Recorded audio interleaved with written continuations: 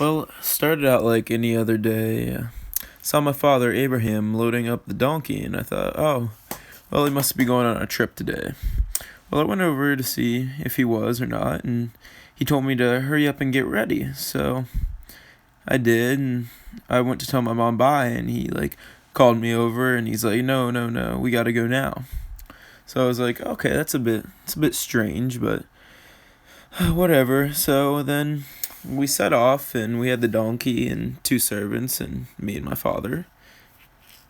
And then once we got down the road a little bit, he stopped and cut up a tree and threw it on the donkey's back, and we kept going on our way. And I thought it was probably just gonna be a short trip. We were probably gonna go somewhere and do an offering or something. And I thought, oh wait, well, we don't have any animals, so that's definitely not it. I don't know what we're doing. So then we keep going, and after 2 more days pass, we stop on a hill or a mountain, and then father's like, okay, well, servants, you guys stay here with the donkey. Me and Isaac are going to go up to the top of the mountain and do a burnt sacrifice. And he handed me the wood and got the knife, and on the way up, I'm like, but father, we don't have a lamb to sacrifice.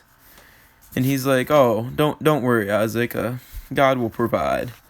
And I thought this was strange for him to say. Not that I didn't believe in God and wouldn't think he'd provide, but we'd never done anything like this before, had God do this. So we get up to the top of the hill, and father starts making the altar for the burnt offering, and I go looking around to see if I see any animals to sacrifice that God would have provided.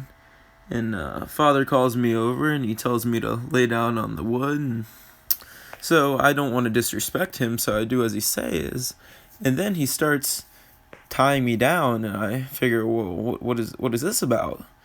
And then I don't really say anything. I'm more in shock. And then I see he gets out his knife after I'm all tied up, and cocks his arm back, and I close my eyes, and about 5 seconds later I open them and see he has his arm cocked back ready to stab me. And then an angel grabs his arm and stops him. After that, I'm just shocked, and I hear something rustling in the bushes, and then he gets up, he unties me, and he goes over, and there's a ram that's caught in the bush. So he grabs that and goes over to the altar. We do the sacrifice and worship God, and then we go back, and our people are still standing there, and they have no idea any of this happened, and no one does. I never tell anyone, but this is why I've always had trust issues my whole life.